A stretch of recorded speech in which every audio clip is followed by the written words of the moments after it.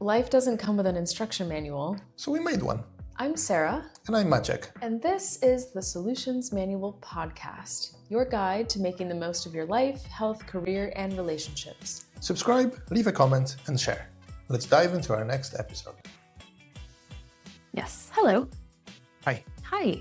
Okay, we've been talking about doing this episode for pretty much since the beginning of starting the Solutions Manual Podcast. Yes. So finally doing it. And it comes up in conversation almost every week. And it's surprising that we haven't done it because we talk about performing better and living healthier or living longer or increasing your cognitive or physical performance.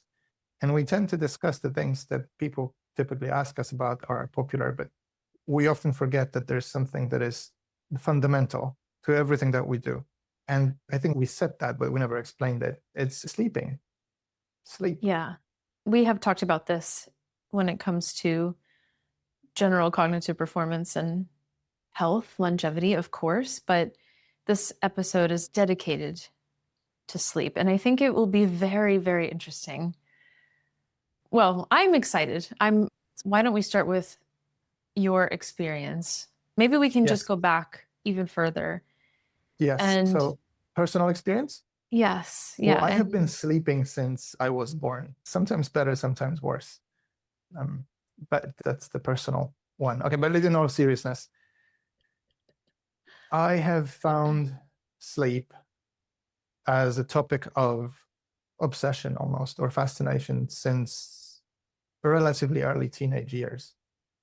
I had a completely different view at that time of sleep.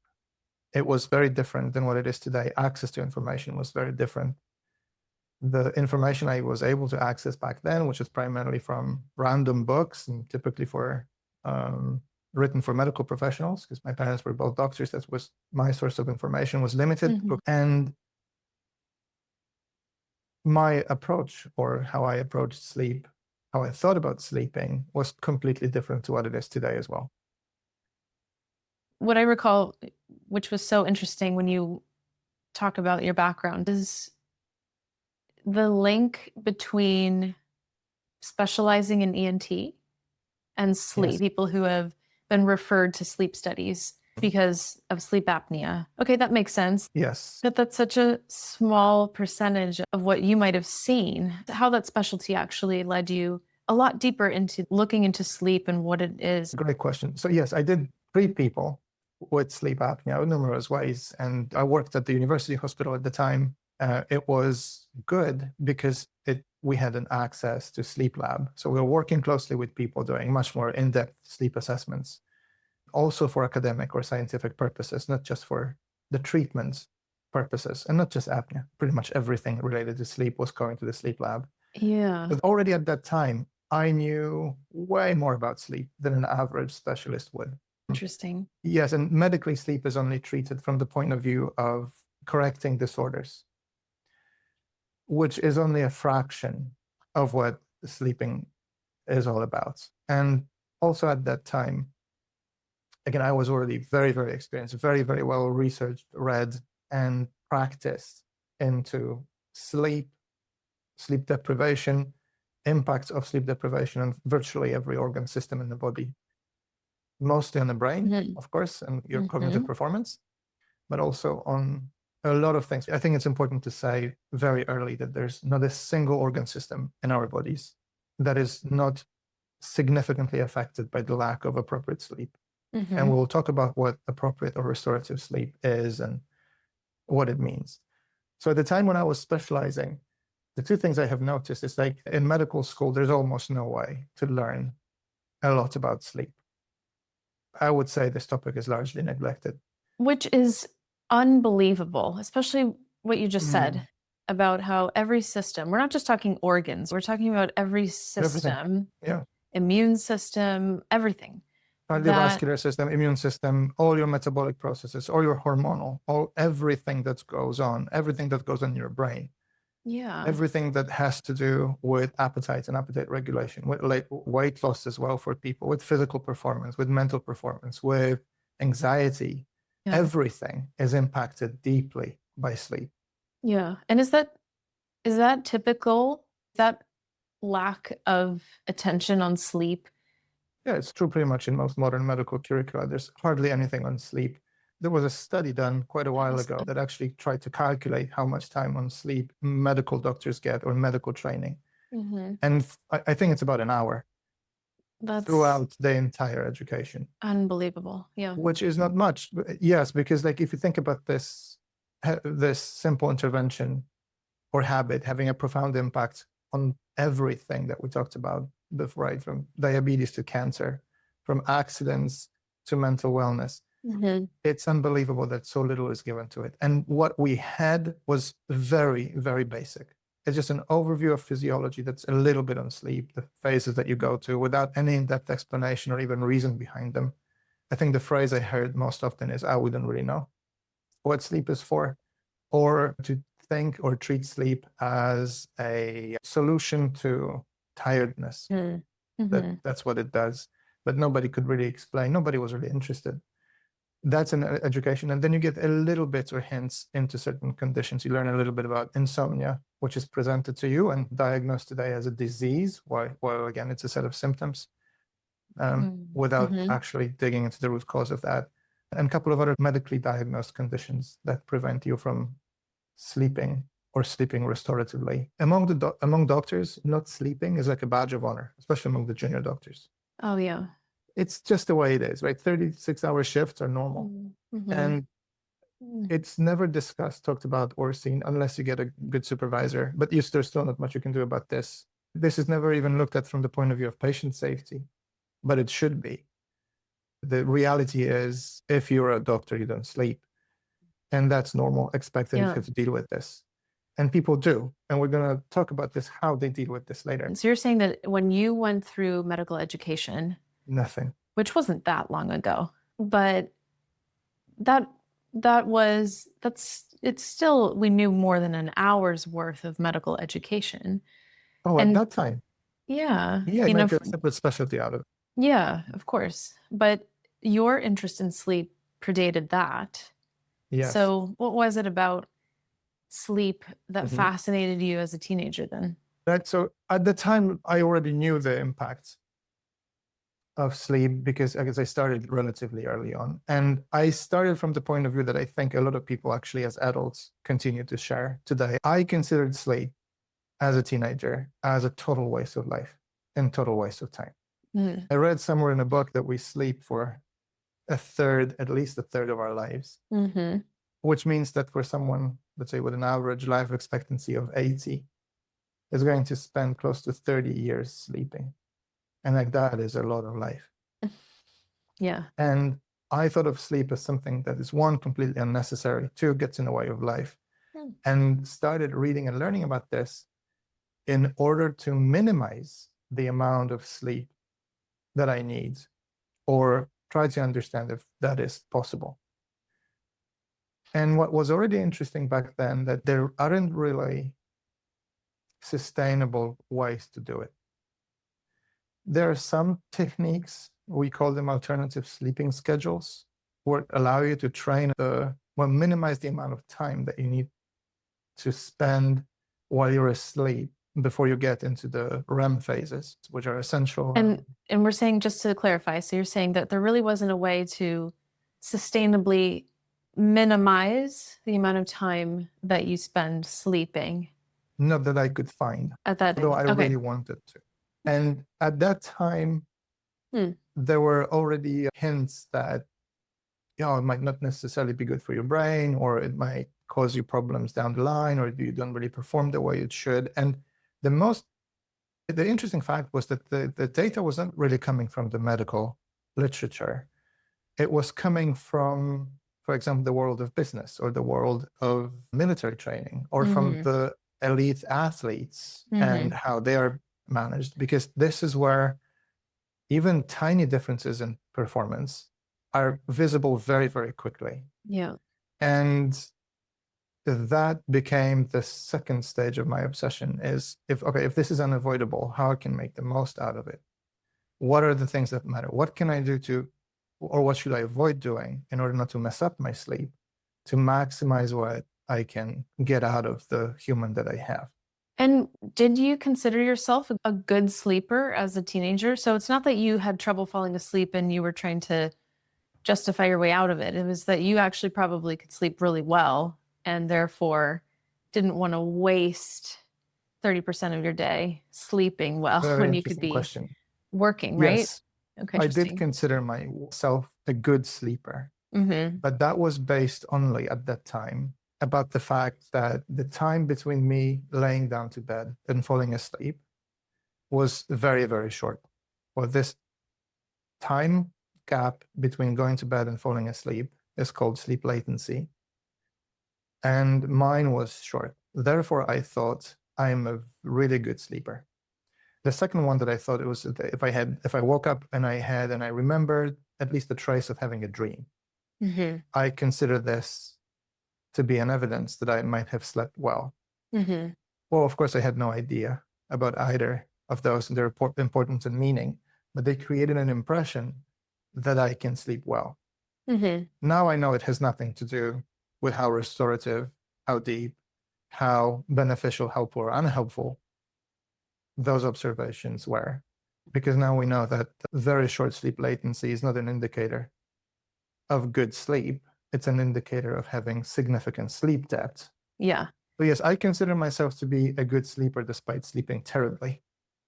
So you slept well, you just wanted to be able to not have to spend so much time as a teenager. So that's where it started. And then you got to medical education where they kind of bypassed. It's not that the evidence wasn't there, that the work wasn't being done, especially now, decades later, where there's even more work and more evidence and still not taught or reinforced.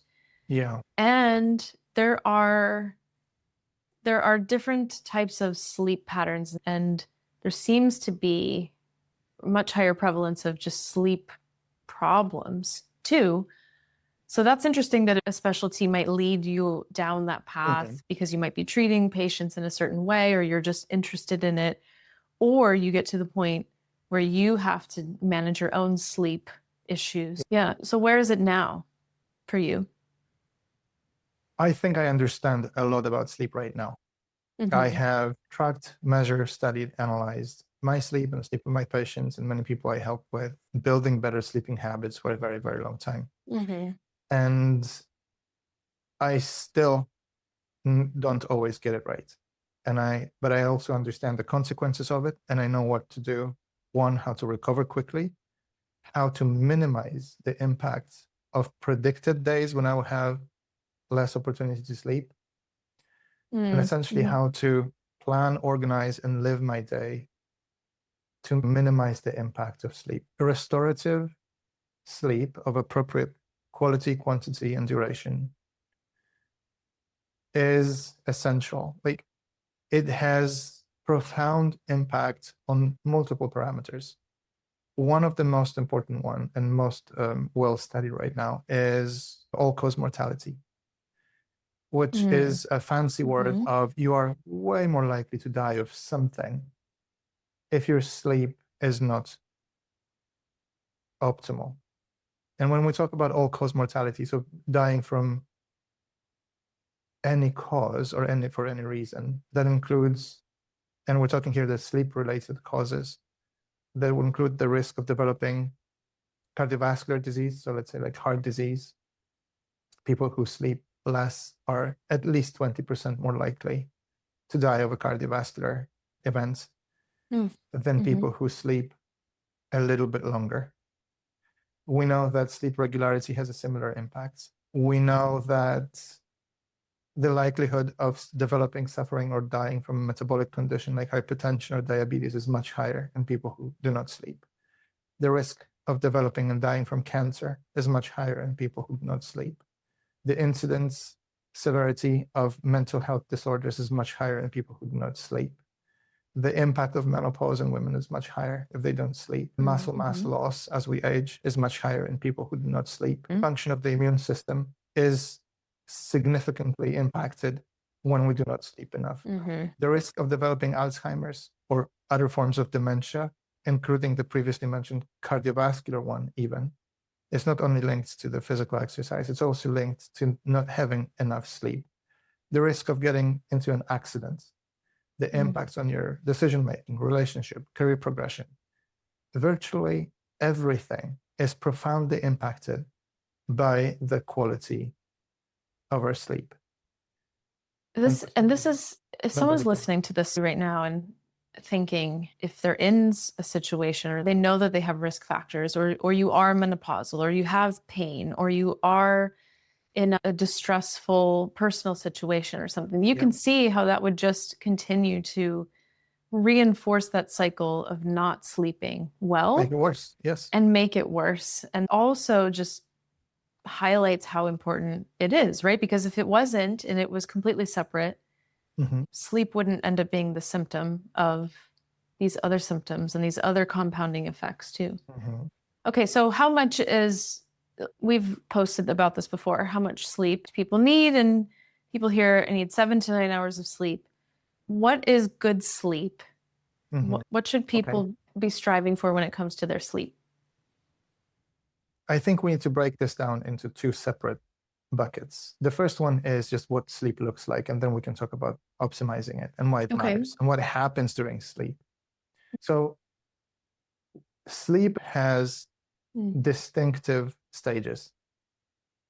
And those stages can be divided simply into non-REM, so non-rapid eye movement stages, and then REM sleep. So non-REM and REM sleep.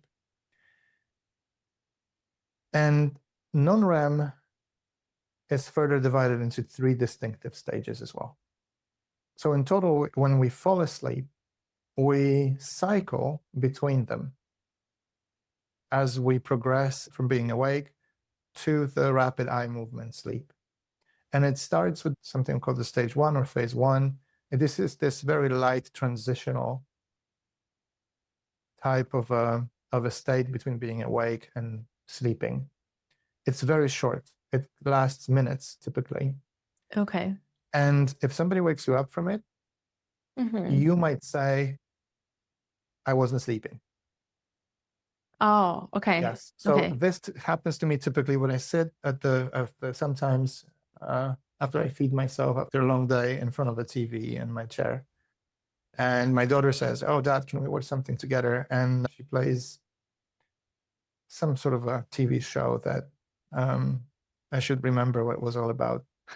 And 3 minutes into it, she says, Dad, you're sleeping and we're supposed to watch this. And I say, no, I'm not. Well, that's where she brought me up from my stage 1 that I have very quickly fallen into, probably because I'm tired and didn't sleep well the night before. Stage 2 is where you spend probably the most time when you're sleeping. So non-REM stage 2 is where easily half of your night will be spent. And it's described scientifically. It's characterized by observing those specific sleep spindles, like bursts of oscillation of neural activity when people are asleep, if you would do a proper somnogram, so the lab-based assessment of sleep. And it is very important for your cognitive processing. And it used to be historically described as the light sleep or the light phase of sleep. It isn't. It's necessary and it's important. And this is where a lot of things are happening while we are asleep. It's an important phase to be in. And we don't change phases of sleep by jumping into them. When we sleep, we go from one phase to another. So we go from stage 1 into stage 2, and then 3, and then into REM sleep. And then we go up to stage 3 and stage 2, and then maybe into 3 and so on, right? So we flow or circulate between those stages. We don't go from stage 1 immediately into deep sleep. Or we don't go from REM sleep into stage 2, right? It follows stages. So the stage 3, following the main one where we spend most of our night, is called slow wave sleep or deep sleep phase. And that's the restorative phase. It's not where the cognitive work happens or processing happens. It's this restorative stage where the body starts releasing hormones like growth hormone, where a lot of cellular repair happens, where memories are being reconsolidated, where the long-term storage of things that we remember throughout the day will happen as well. This stage is important if you're a student, if you're learning something new, if you're building new skills. Like, that's where the magic happens. That's where the connections will form. This is why sometimes when we try to learn a new skill, let's say ride a bike or maybe surf, we go out and we try and fail. Nothing seems to work. We go home, we sleep, we try another day, and suddenly stuff works. That's because of the magic that has happened if you had sufficient amount of stage 3 non-REM sleep. So what happened during the day into this storage, right, onto the hard drive that will stay with you for longer. This is also a phase where something called the lymphatic clearance happens. Lymphatic system is described relatively recently. It's the system that helps flush out the metabolic waste that was produced during awakened brain activity. And this flushing out of that metabolic waste includes getting rid of certain types of proteins which are associated in the development of Alzheimer's disease, for example, or other forms of dementia, which we're starting to see the links between how we sleep, not just how we remember, perform, and learn, but also on developing chronic conditions or dementia. And the next stage of the sleep is the REM sleep, the rapid eye movement sleep. And it's the one that you can see in if you observe a person sleeping easily, because their eyes just keep moving very quickly. That's where we dream. And we observe this in animals as well. If you have a dog, you'll probably know what it looks like. And dreaming happens in all stages of sleep. It happens to varied degrees. And REM stage is a very neurologically active stage. It's not like deep sleep. There are regions of the brain that will light up like crazy, mostly in the limbic system and the amygdala, which are responsible for emotional processing, which I think that's at least 40%. That's almost half of the REM sleep, right? Where the activity happens. And that activity is way stronger during the REM than it would be even when you're awake. So here you start to see the impacts of this also as well on things like emotional regulation, your ability to process things that have happened, but also from processing difficult events that happens. So people sometimes describe them as trauma. Now, what's about this before? The vast majority of the people with very traumatic past experiences do not require any help. They require sleep and maybe a little bit of memory or reconciliation. That's all. That's all it takes. But during that stage of rapid eye movement, at the same time, the prefrontal cortex, which is that's the thinking part of the brain, this is where you make all your rational decisions, gets almost switched off. And this is why people woken up during the REM stage, they will be in this very illogical, very emotionally vivid, and very bizarre dreams. And here it also brings us to this stage as well, that when you wake up, for example, not naturally, but because the alarm rings, and you remember your dream, or you had, there's a trace of a dream that you had, it means that you have been suddenly brought back to the state of the wakefulness from the REM sleep.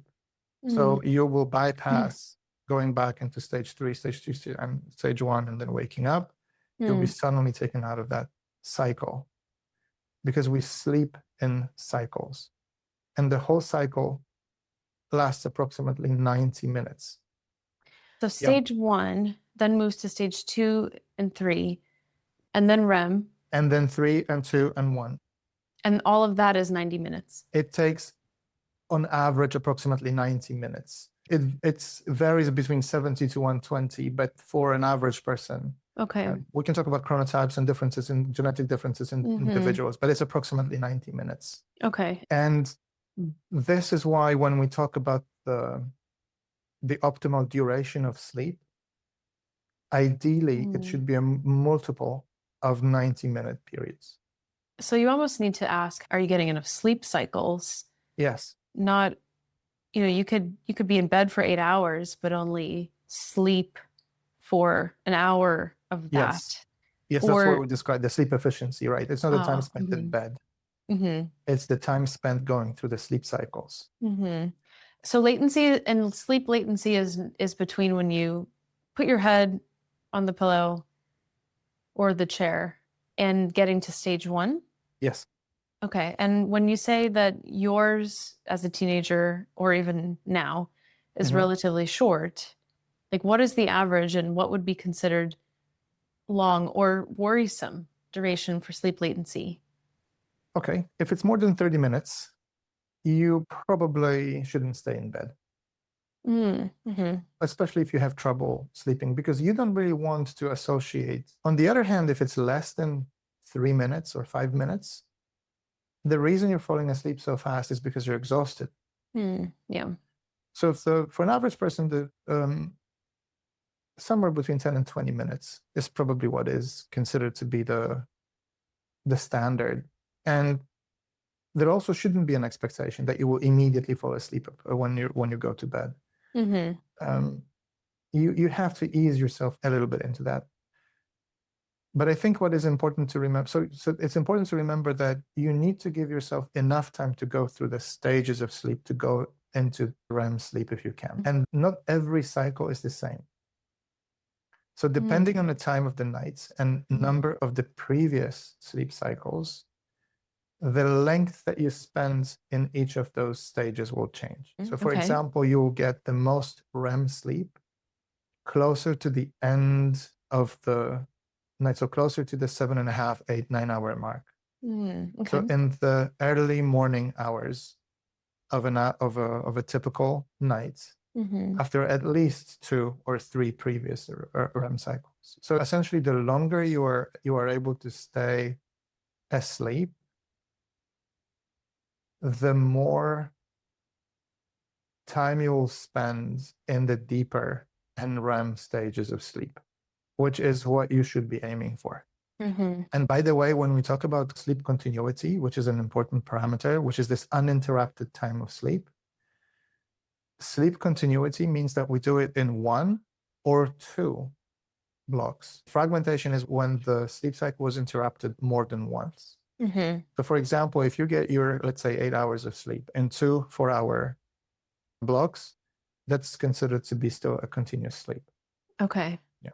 And if you wake up like to use the bathroom at night and then go right back to sleep, or you wake up like momentarily? Some people can do this without fully waking up in a way. But ideally, you would like to minimize this. This period of wakefulness should be short, relatively short. Okay.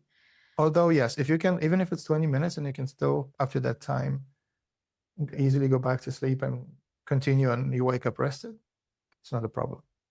Okay. And another thing maybe you should clarify too is it's a number of cycles, so maybe 3, 4, or 5 REM cycles, if we're assuming 90 minutes, in 24 hours, right? So it's also not just to kind of characterize further this broad recommendation in the field. If that doesn't necessarily mean that you're getting all of the cycles that you need at once, right? It would be for the 24 hours that you in a 24-hour period. Is that correct?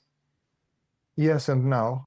So again, the sleep continuity matters. And other parameters matters, like this, not just continuity. So yes, you need to get an average of, I personally recommend 7.5 to 9 hours rather than 7 to 9 hours, 7.5 to 9 hours a day in every 24-hour period. But the regularity of that sleep is tremendously important. And I still want to go back to the importance of this sleep cycle. Each 90-minute cycle is dominated by the non-REM sleep, right? And the REM periods are relatively short. And as the night goes on, the balance of that, what happens in all of those phases shifts. That's what continuity matters. So the deep sleep component becomes shorter, and the REM component, so stage 3 becomes shortened, and REM stage 4 becomes longer, the longer you sleep. So by the final 2 hours, let's say, of an 8-hour or 7.5 or 8-hour sleep, your sleep cycles are composed primarily of REM sleep, but your first 2 might not have any or very little. So here's the consequence of that, because this is where people often get it wrong. If you regularly cut your sleep, let's say by 2 hours, from instead of 8, you sleep 6. you're not losing 25% of your sleep time. You're losing like 50, 60, 70% even of your REM sleep. Yeah. Because REM is disproportionately concentrated in the hours that you're cutting.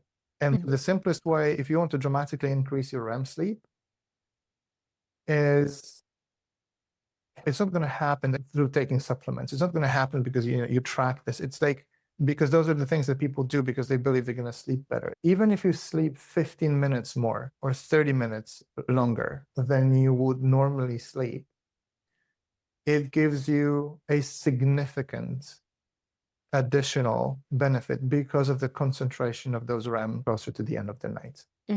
So small increases in total uninterrupted sleep time give you massive returns on that investment.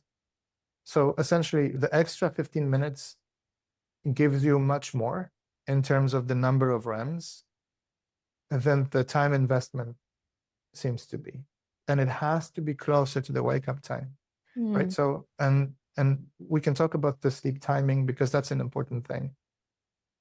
The 15 minutes of sleep, let's say between 6 and 7 a.m., are significantly more important than the extra 15 minutes at midnight.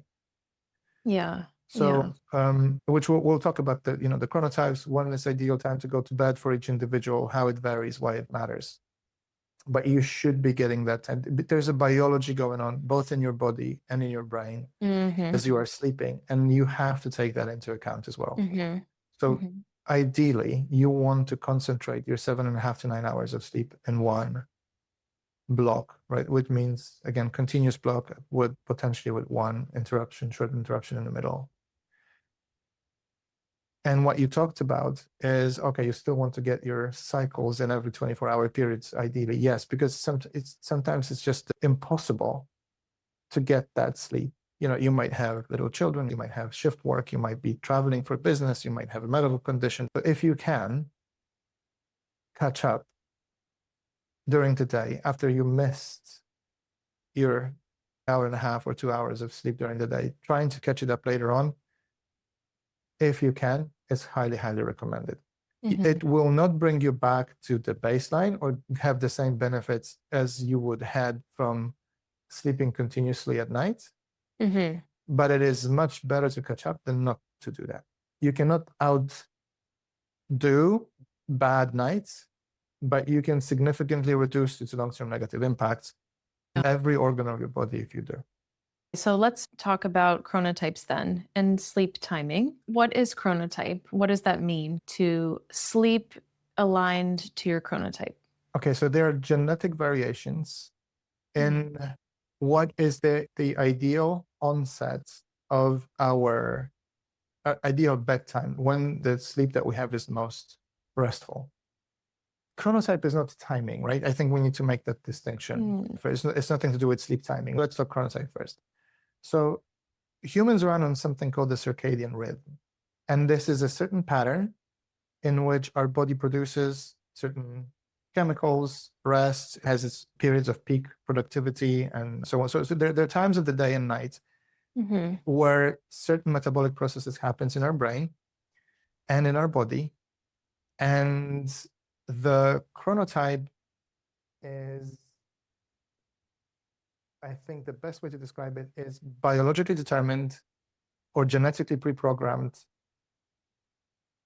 timing of sleep and wakefulness that is aligned to your natural circadian phases on the 24-hour clock. Oh, okay. So it determines when your body wants to sleep in natural, undisrupted conditions and the mechanics and biology underneath it. So where your cortisol level peaks, cortisol is like the stress and readiness hormones, when core body temperature changes and drops, where you're cognitively the sharpest, when your melatonin levels rise and fall.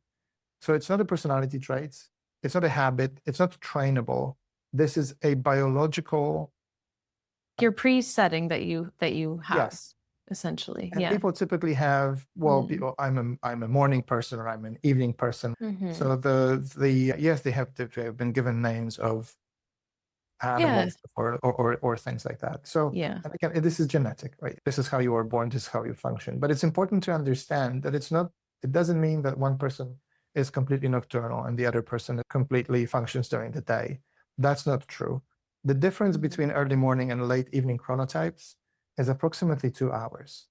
It's not that big. It's like a difference between having a preference of going to bed, let's say at 9:30 or 11:30. There's a clinical relevance of having those genetically pre-programmed preferences.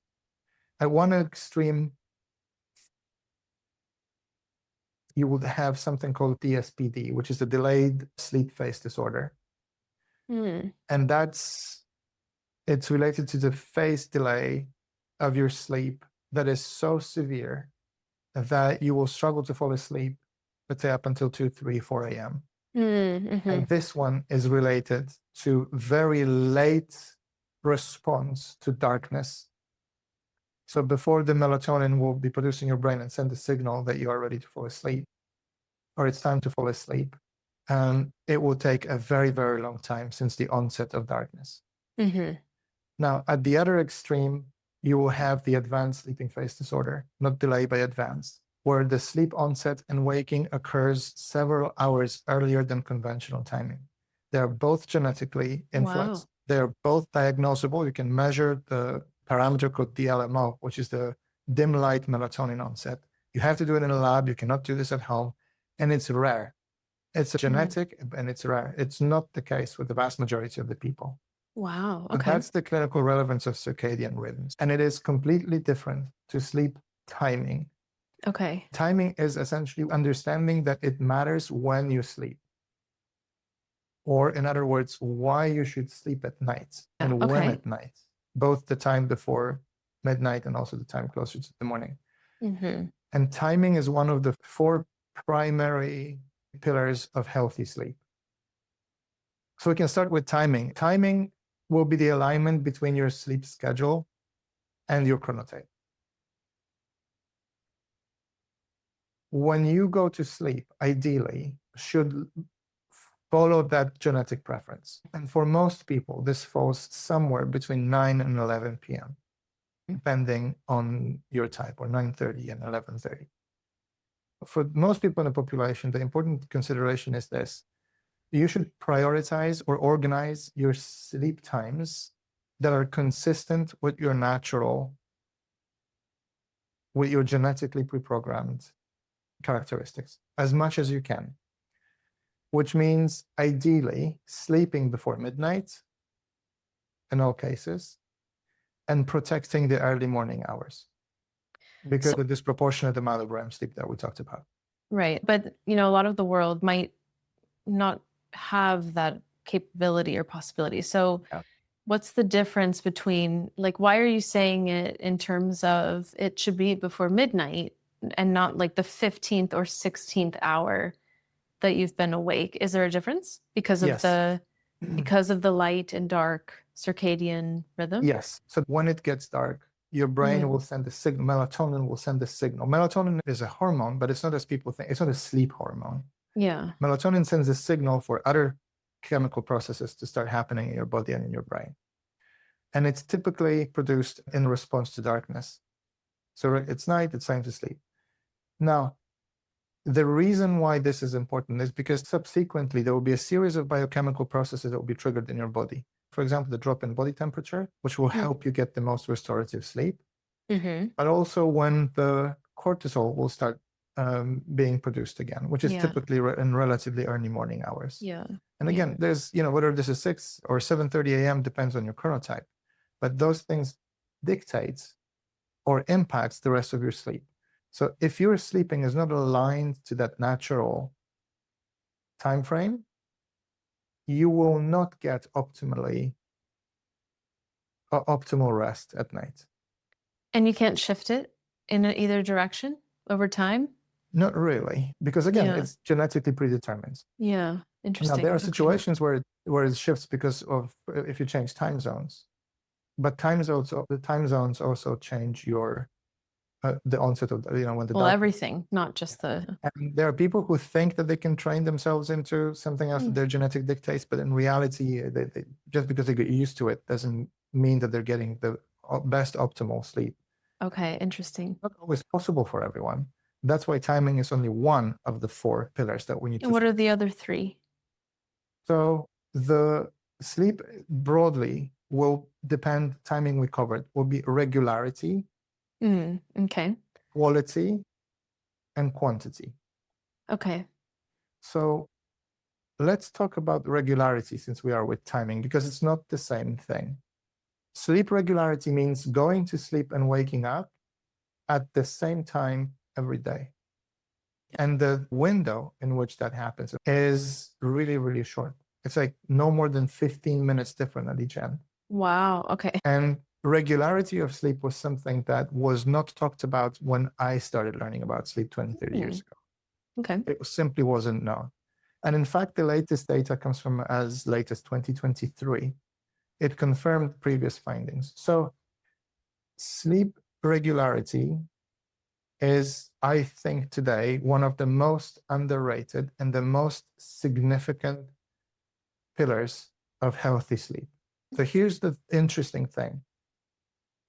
And the data came from the from UK Biobank participants and published in 2023 by Phillips and his team. And the researchers were looking at capturing people's day-to-day consistency of sleep and wake timing.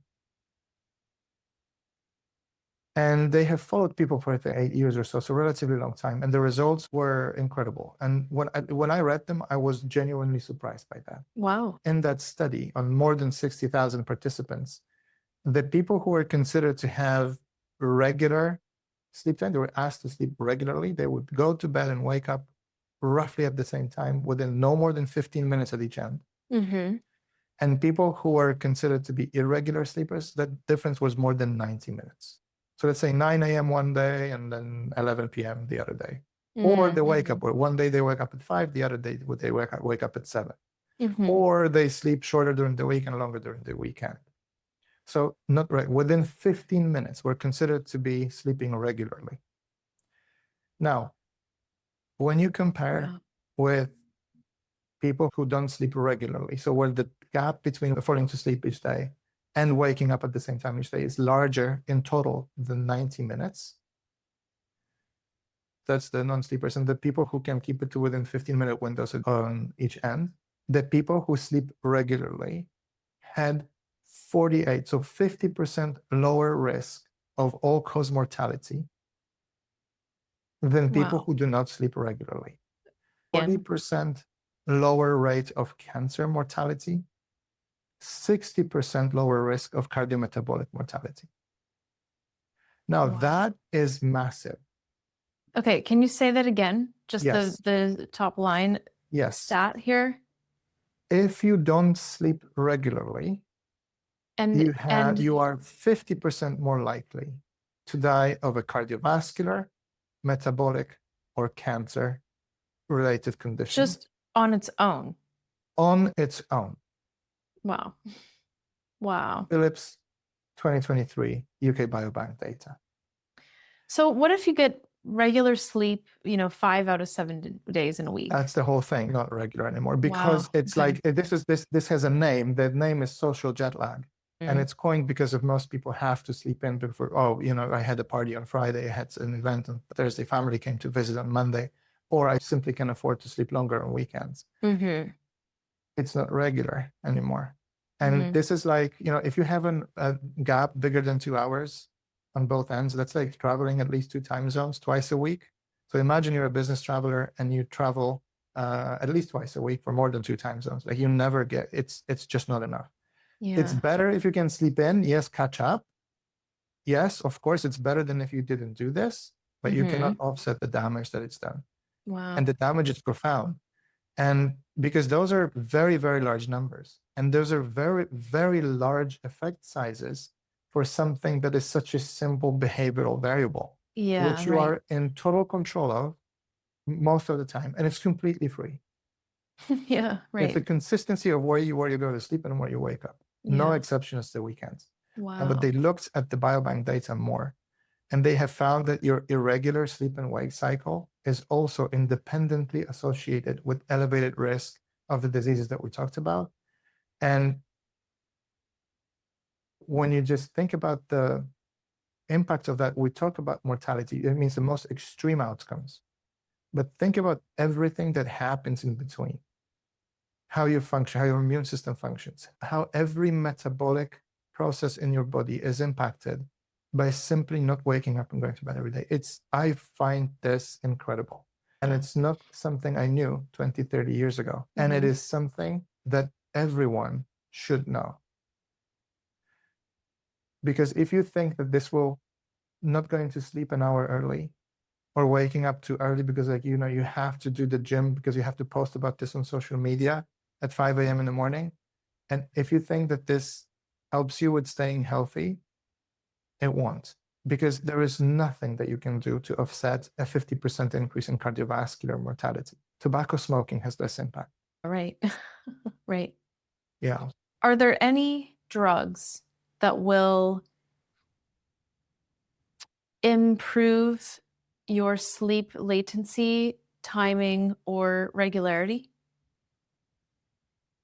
So the short answer is yes, but not in the way that you think. Okay. And what proportion of people do you think are taking something, some sort of substance or aid in some way for sleep? I don't know exactly, but it's a huge number that people that try to self-medicate. If we count it into supplements or self-medication, that number is huge. Mhm. And you can estimate this, or I can base this on the fact that the number of prescriptions for sleeping disorders increases dramatically. And these are that we can track, which Yeah. means that we had in the last decade at least 500% increase in prescriptions of sleep aids. And these are prescription grade medications. In the last decade? Yes. Wow. Which means that when we look at the self-medication, supplementations, things that people buy that do not require a prescription, those numbers are probably much, much higher. Okay, so the short answer is yes, but not how you think. So we've mentioned that the 4 important things for your sleep would be quality, quantity, regularity, and timing, not sleep latency. Now, sleep latency is what we think gives us a good sleep because we fall asleep faster. So yes, they are medicines or substances or drugs that would make you fall asleep faster, just as tiredness would. Those things that will make you fall asleep faster will include things like alcohol. Like you have a glass or 2 glasses of wine, it will reduce your sleep latency. If you smoke cannabis-containing products or gummies, cannabinoid oils or THC, they will reduce your sleep onset. Some people take melatonin, which reduces it by 2-3 minutes on average as well. So yes, you see improvement in sleep latency, but they have a devastating impact on the 4 things that matter. All of those substances will prevent you from going into or spending sufficient amount of time in the deeper stages of your sleep. Okay. Which essentially means that you have an illusion of sleeping because you fell asleep faster. You might remember your dreams better, which also we talked about this. It's not necessarily an indicator of good sleep.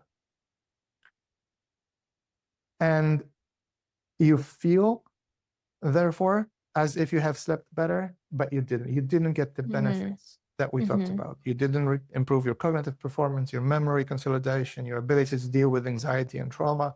You didn't improve your cardiovascular health. You didn't prevent yourself from cleaning the brain from what will likely cause Alzheimer's or other types of dementia in the future, and so on. And pharmaceutical prescriptions drugs are even worse. Oh, or even worse. Okay. They will improve the time that you will spend asleep, but they will not allow you to go or prevent you from going to certain stages of your sleep. So is that what you mean by this physiological sleep? Physiological sleep is sleep that is not impacted or induced by external substances. Okay. And those would include prescription medication and self-medication that people often use. So people who take melatonin, maybe we can get into this now. Okay. So melatonin is advertised and promoted as a sleep hormone. It's like one of the beginnings of the cascades for the dark cycle of your circadian rhythm, and then that leads into. Yes, but it doesn't help you sleep. But it doesn't help you sleep, right? No. It sends the signal to the body's chemistry that it is time to sleep. Yeah. But does not generate or improve sleep. Yeah. Okay. It more of a kind of impacts on your wakefulness. Yeah. Rather than it's not it's a commonly called advertised sleep hormone. Now it is a hormone. It's a biologically active substance, and I have no idea why this is allowed in many countries to be available without prescription. It's produced in your brain, and it signals darkness. It's not just the shut off of the eyes, that is, or a dimming of the lights. Those are necessary as well. But the reason why they are necessary in order for you to fall asleep is that the limited amount of light that comes to your retina, to your eyes, and then to your brain sends the signal, again, at a genetically predetermined time, to release small amounts of melatonin. And it does not generate sleep. It does not sustain sleep. It does not determine the sleep architecture, so the phases. It does not affect the sleep quality. It simply tells your brain, the biological brain, the circadian rhythms that you have, that now it's time to sleep.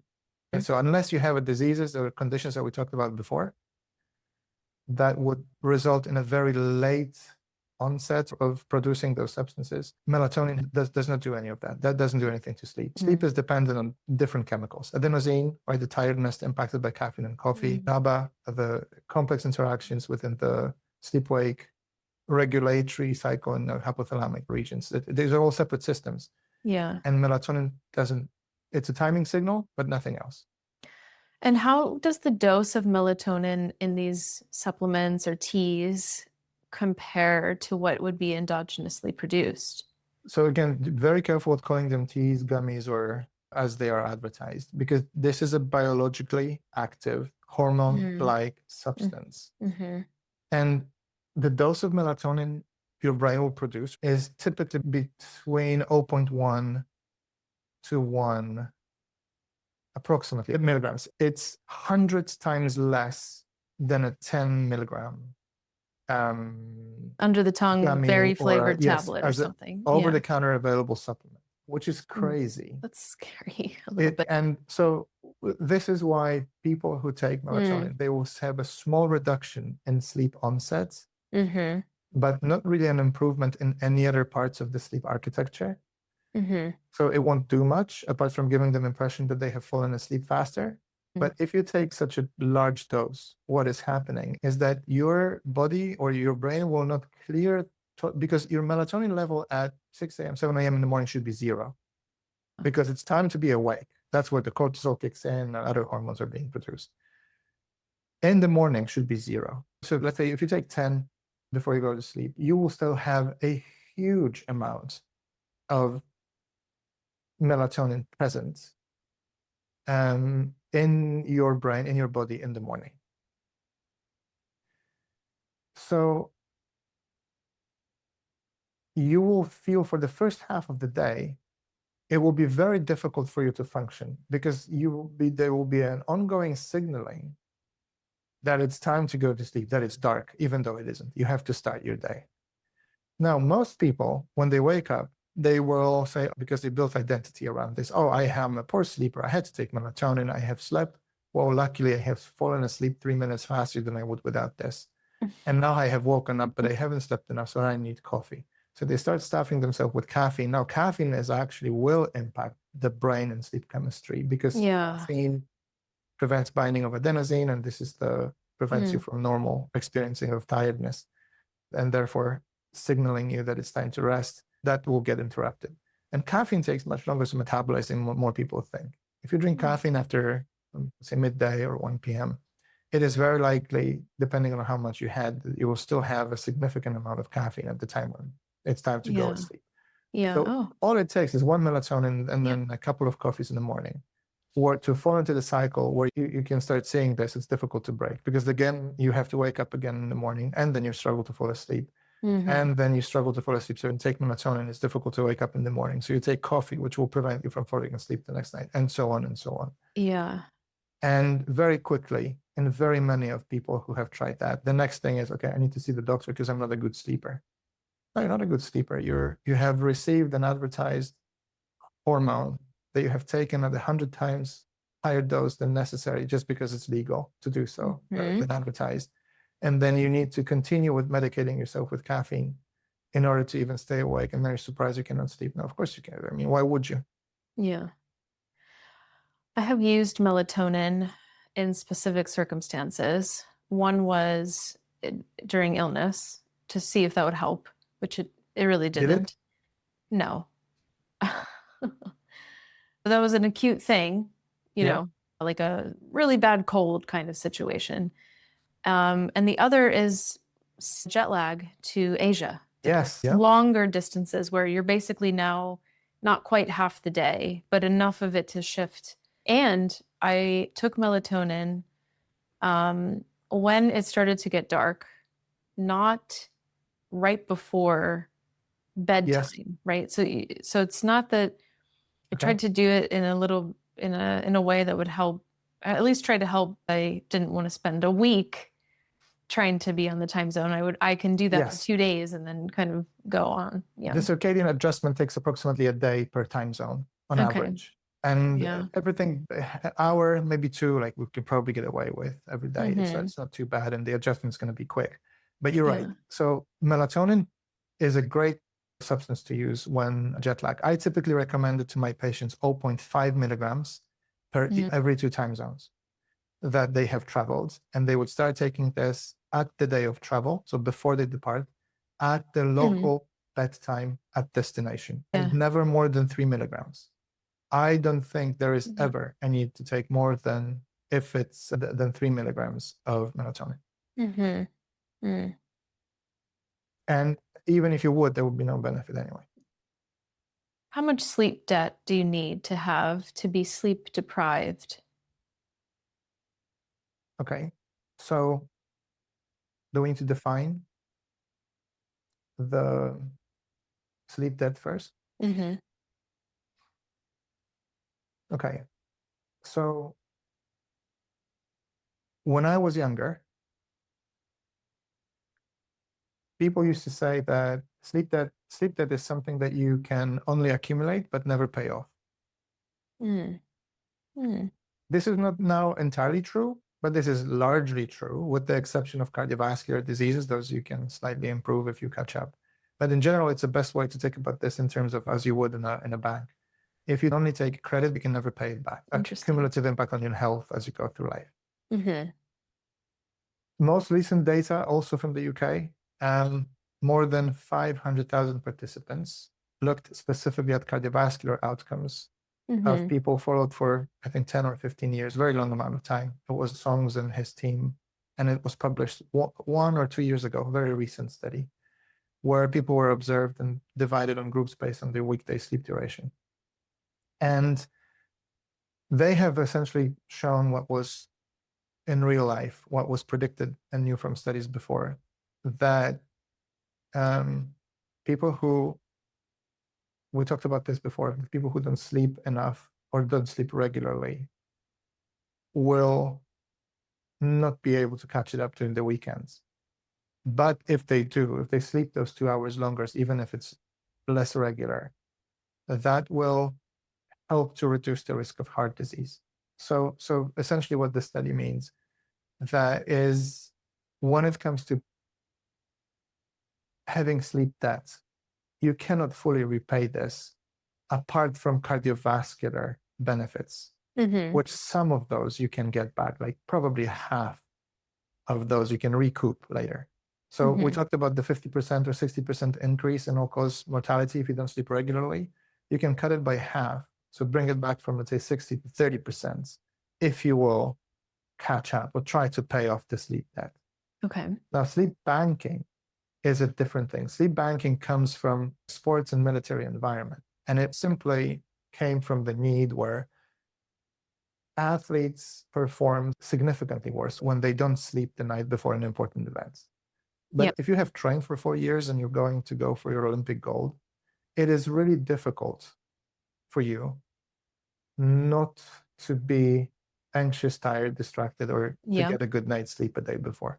Yeah. And people tried for decades different things. Put athletes on drugs, didn't work. Encourage them to have sex or masturbate, which helps people reduce sleep latency and improve sleep, didn't work. They've encouraged them to use different types of supplements, didn't work. And in the end, people realized, the coaches and the athletes, okay, if there's nothing that we can do the night before an important event, and it's like planning expenses, when you go on holidays, right? If you start sleeping a little bit longer for a few days before, because you know that there will be this night where you won't be able to, does it help? Yeah. And it turns out it does. The group that banks sleep in the preceding week before expected nights of shorter sleep, they suffered roughly half of the cognitive damage that the restrictions would otherwise do. So yes, the damage still happens to an athlete before she performs, but the damage is significantly reduced if they have banked sleep before. No immunity to the impairments, but the buffer is real and it's significant. Yeah. I can relate to this because I've played sports, I've done theater, I've done a lot of performance-based things where I was specifically coached to focus on the 2, 3, and 4 nights before and not even bring that much awareness to what you might experience the night before, assuming that you'll be nervous about the performance the next day, the concert, or even for exams. My mom said this too, that, okay, you have a math test on Thursday. That means that Tuesday night needs to be really solid sleep. I liked that approach because we might have one last rehearsal or one last meeting, one last practice, and then how does it always end? Okay, get a good night's sleep. Like, that's exactly the opposite that's going to happen now. And then if you're judging your own performance, now you've added that pressure to yourself to be able to do that. And it does work. I mean, mentally, psychologically, but also physically, we see now that the data are also showing that. And it's so interesting because even the people like elite athletes, top executives, right? People whose performance day to day relies on their ability to be mentally and physically resilient, you would think could master the art of sleep. But that just shows you how complex sleep is on your ability to maintain your performance potential and get the right sort of restoration and function, all of that at once. And yet the best advice that they're given is still bank it or approach it as if you can bank it in that way. But it's just this inevitability that you can plan for. And I find that so interesting that the sleep banking was like much later. I would think that for humans evolutionarily, where we probably were not sleeping in large chunks the way we do now, like why this wouldn't have been sort of the default way. Great and question. then now we can kind of nap in a way that helps, but as long as we're returning to now this circadian rhythm like sleep. So that's interesting. So I think that you raised a lot of important things. One is the link between performance and sleep. And this is where my interests were particularly later on, after I understood like where it matters. Now, if a 4 night's sleep can reduce the athlete's performance by 10, 15%, this is huge. Like 1% in elite athletes, 1% is a difference between winning gold and not qualifying. Like 1% is huge in the world of sports.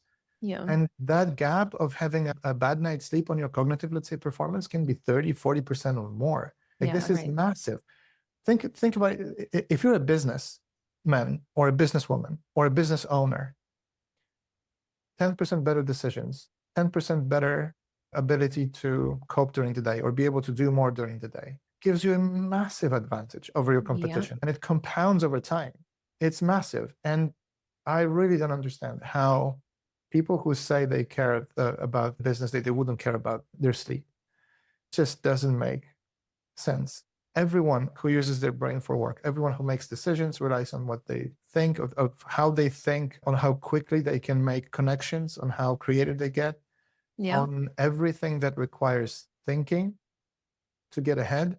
This is your most powerful tool Mm-hmm. that you cannot biohack or out supplement. No. It's never going to happen. No. And you say evolutionarily that the evolutionary times that people slept less. Well, yes and no. There's a huge evolutionary cost to sleeping. Can't eat, can't hunt, can't gather, cannot mate, cannot seek partners, cannot take care of offspring. You can be eaten by a tiger. You can be attacked by the neighboring tribe. And so how is it that that we still need to sleep? That this didn't the selection didn't select against those who sleep? Well, because it gives massive advantages if we really think about that. And our brains are what navigates or helps us create the civilization that have the world we have around us. And we've been one of the most successful species in adapting the world around us and thriving in that world because of the brains that we carry. And they require sleep. Maybe in the beginning you were simply selecting for survival and long enough to be able to reproduce. And then it sort of shifted to select for longevity in a way. I don't know. It's a great topic because yes, if you would be alone, you wouldn't be able to survive. Yeah. Because people in groups or tribes or first small societies that they formed, they would divide roles to allow the rest of the group to sleep. Somebody would watch out and keep the fire while the others would have uninterrupted sleep. Yeah. And then they would change those roles. So there was always, yes, there was someone sacrificing sleep to keep the others safe. Mm-hmm. And then they would get, let's say, 7, 10 days, or depending on how many able men or women they were at that time, to be able to keep watch at night and make sure that the warmth is there. So even early on, people would already find a way to maximize uninterrupted sleep for the rest of the tribe. Without science, it was simply the best way to do this because those are the tribes that survived. When it comes to caring for the offspring, yes, it wouldn't be unreasonable, and that it's written and recorded as well, that women would take the children away from the cave where the warriors slept so that they can hunt and protect the tribe at night. So that specializing and division of responsibilities would happen. And then the newborns, they actually sleep quite a lot. It's just not a continuous sleep. Yeah. And women who were taking care of the children, they would typically sleep and rest as the child was asleep. Right? Like today, you can put it in a different room and watch Netflix while the kid is asleep, and they have a toy dangling around their head and in a safe place. Yeah. But 10, 20,000 years ago, that wasn't the case, right? You had to carry the kid on your arms. So when it fell asleep, you could rest as well. So maybe that wasn't continuous sleep, but the women were still getting a significant amount of care support. Cycles in the 24-hour period. And an amount of, yes, exactly. So there is a massive, and always was, a benefit to maintaining this very evolutionary, costly behavior. It's just necessary. We can't live and function without it. Sleep debt could be 10 minutes. Or could be hours, or could be, weeks or months of accumulated, let's say, non-optimal quantity of sleep. That's what kind of we're talking about. And this reminds me of the sleep revolution by Arianna Huffington. She wrote a book about a decade ago now, which basically said Americans are in a sleep debt crisis. And almost half of, I think at that time it was cited that almost half of the American public was not getting enough sleep, just as a general statistic. And I liked her book because she basically found herself in a situation where she was in such sleep debt that she almost had she almost had a major accident. She had to be hospitalized for it. She talks about the danger of driving while drowsy and how sleep debt was the major cause at the time, and maybe still is, of accidents and crashes in the US and maybe other places. But another thing that I remember from this book was she talked about how after she kind of had that moment where, okay, if I keep continuing to push off my sleep, because like you mentioned in the beginning, I'm a businesswoman. I have more important things to do. I see this as a waste of time, and I can always make it up later, or I'll just go on vacation next month and make it up then. And it ended up being this inevitability that, you have to do something about it now. But after that experience, that's when she optimized her bedroom and pillows and all those things to form a better relationship with sleep, because she was really starting from scratch.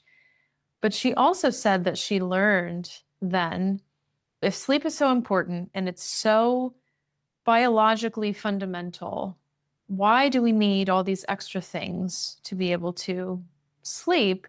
So she trained herself to not just become a more regular sleeper, but wake up without an alarm. And she said, why do we call it, like, your cortisol naturally will increase in the morning because it helps you actually get out of bed and start doing things. And then it's supposed to come back down very shortly. But she said, think about this, how this has been ingrained in this culture. We don't call it something pleasant. You call it an alarm. Well, an alarm is something that you respond to very, very fast. You need to make a very quick decision. And that's how a majority of people are waking up. Did you set the alarm? And it's so natural and normal. And maybe we're a bit, we're a bit unfazed in a way. But she made the argument that, well, I don't know if you can ever truly, like, if you continue to use that word and you continue to program your body every night that you go to bed that you're going to wake up with an alarm, that is probably contributing much more significantly to the problem than people were talking about a decade ago in the book. But anyway, I have made personally some changes in my life over the last 2 years, especially because my sleep was not great and it was very much irregular. So of course there was impacts on sleep for a number of reasons. And I kind of did this reset, and it took a while for me to be able to wake up without setting a tone in the morning. I've tried music and other things, but like, it can be done pretty well. I think at the time it took me about maybe a month to learn how to wake up, and not out of panic, right? Not out of the, okay, I need to wake up for this meeting, but I'm only sharing this because it is absolutely possible for people to wake up and keep that 15-minute plus or minus window, stay regular. It's not just possible, it's necessary. It's necessary, right? And I still, you might shift after a trip or something, but it bounces back, and it is trainable quickly. People will say, no, but I have to but I have to wake up. I have this meeting, and think to yourself, if there's really no way for you to finish that last REM cycle naturally, and that you need some sort of music or an alarm to come out of that last stage, that probably is an indication that the quality or quantity or regularity or timing of your sleep, or all of them, or some combination, is not optimal. You're right that you will bounce back. Yes. And so when you were dabbling with the alternative sleep cycles, or you were getting into this, and then even in your medical training and probably after medical, when your shift work as a doctor was altered, how was your experience training yourself to wake up naturally? How was that for you? I have done that. I have trained that relatively early on, I think in my early 20s. And it took a little bit longer than a month. That 4 to 6 weeks, it's all you will ever need to be able to put this back, and as a habit that will stay with you for the rest of your life. But there must have been conditions that allow you to achieve that. So did you, when resetting, did you use any supplements, drugs, or prescriptions to help you? No, not at all. Did you use over-the-counter drugs? Did you use alcohol to fall asleep faster? No, it would be impossible to do this for me personally, it was impossible to do this while So you needed to yeah. get a lot of things right. You needed to have a lot of things in place. You needed to create the right conditions for yourself in order to be able to do this. I don't know if I can, because I'm sure it's possible for me to wake up without Yes. anything. The feeling of not needing to set a timer during like fall break or winter holidays and things. But I think when I set the intention, it wasn't I need to be able to do this, because Mhm. it was very much this natural part of the shift over from previous disturbed sleep. Yeah. So for me, I wonder if that's actually possible, what that might be like. I'm going to make sure as much as I can. Mhm. It was, okay, this is curious. Like, let's see what Yeah. the body can do. And it just, yeah, it was this byproduct of, I don't want to Exactly. I don't want to have it be required for there to be something in the morning that then is the thing that gets me out of bed. And it works, totally works. Oh, okay. So let's test it out, because we work with people on sleep, helping them sleep, because it's part of the method, right? The behavioral dominoes that we use when you create something that has a multiple knock-on effects later on. So Yeah. you said, okay, so you have increased the sleep regularity and Yep. waking up with your natural cycles. How long roughly is your average sleep? It's about 7.5 Okay, hours. 7.5 hours. Okay, Yeah. which is great. So 7.5 hours sleep regular. Yeah. Let's talk about the things that you might have observed. Let's start with feeling of tiredness or sleepy during the day after you have spent that month to get it back and on track. Okay. So I think the sleepiness that I might experience a normal part of the day used to last for a significant part of the afternoon. Mhm. And now it might just be like I don't know, half an hour or Okay. something. It doesn't, but it's not every day. Yes, but it's normal. There is a peak that we all have approximately Yeah. after 6 hours of waking up, a small peak, but it doesn't last a long time. Yeah. And tiredness essentially disappeared from the morning. And I was a big snoozer. So Okay. And by the way, there's no such thing as snoozing. you need to stay in bed because you're awake and, get out and start moving and start. Okay, great. So going it on means with the that your day. sleep, so you've probably hinted just that the sleep is much more restful because you Yeah. can wake up and get out of bed and there are no problems with that. Yeah. How did your caffeine consumption habits change? Did they? I wasn't as reliant on caffeine. Okay. So I could easily reduce it in the beginning, probably by half and be fine. And Do you need a coffee now to function within the no, first 2 hours of waking up? no, not at Okay. all. Did you notice any changes in levels of hunger? Decreased. My hunger decreased. Okay. What Yeah. about the overall Overall. appetite for things that you know are not good or healthy for you? So the drive to eat salty, fatty, and high sugar Yeah. junk food when you feel tired or closer to the end of Overall the day? reduced. Overall, on average. Yeah. On average, overall reduced. Yeah. Okay. What about any changes in the body composition? Slightly less fat. Okay. A little bit of redistribution of muscle. Okay. Yeah. From Interesting. training as well. Yeah. What about your ability to stick, for example, to things like your diet or training? Yeah. Adherence is much easier as Okay, well. adherence is easier. Yeah. What about the number of colds, infections, or things that you previously That's would need to take interesting. medicines for? Yeah. I haven't had a cold in a year, Okay. maybe.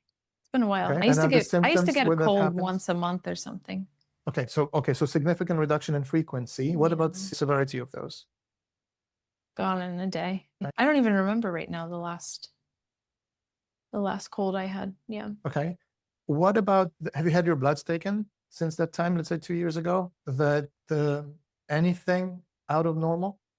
My cholesterol might have been 2 years ago, maybe a little Okay. bit more than 2 years ago, was slightly higher. Okay, so that has slightly Irregular improved. diet. I was eating very differently Okay. back then as well. Yeah. What about things like emotion regulation? Yeah. Emotion regulation, I think, is probably impacted by a lot of things. We also talk about this and Yes. practice consciously. I'm studying it now, so that probably biases it a little bit, but if I recall when I was first looking at this more natural physiological sleep, I think it was very much less fluctuated during the day, and took less effort to identify, label emotions and manage them in different ways. Okay. Because you're rested, right? My tank is a little bit bigger. It's a little bit fuller. It's you sort of wake up in a very different state. Okay. So yeah, that definitely has had an impact too. What about things like productivity or mood or enjoyment on Yeah. average? Overall improved. Okay. Yeah. And that's just from getting the same amount of, well, probably spending It's from less cutting time a in lot bed. of cutting out things that were specifically impeding upon the ability to maintain those four pillars, but not for the purpose of I need Exactly. to sleep better and therefore I'm going to do this. I mean, that was like, I want to make changes for myself and also see how it works and how it implements downstream impacts. But yeah, I mean, it's all from A this. simple habit. And you've also mentioned snoozing. So because when we talk about regularity, the gap between constant time going to bed and getting out of bed, the total time in bed, did it change? The total time in bed probably cut by 2 hours or 3 hours. Yeah. Right? Yeah. And again, this is anecdotal, of course, that I'm asking you those questions right now, but you can start to see the impact that a very simple intervention has on a lot of things that are later happening for you in your life. And we're not even discussing the risk of the diseases, the conditions, the overall health benefits, or the risk of getting into a car accident on the way to work, because like all those things matter. Right? And when you don't sleep enough. Yeah. 2 years ago or more, I was probably running on a deficit, a pretty significant deficit too, despite spending hours in bed, but it wasn't necessarily restful. Yeah, exactly. Yeah, and I think I didn't sleep through the night I didn't have continuity personally. That's just my experience. And how is it now? Oh, completely different. I think I have an occasional night where it's, wake up and it takes a little bit longer to go to sleep, but there could also be, that's just also part of biology as well, I think. Yeah, because I mean, that's normal for those things to happen, right? It's your approach to sleep and the impacts of that is, again, all impacts pretty much everything that you can think of with regard to your daily functioning. And sleep deprivation is a very simple definition, is when you sleep less than your biological needs are. Okay. And we already know what those needs are.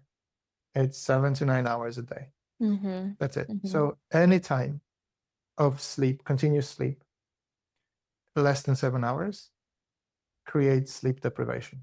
Yeah. And we also talked about this, that it accumulates. So for example, for 10 consecutive days, if you sleep 6 hours instead of 8, that gives you 24-hour of total sleep deprivation deficit.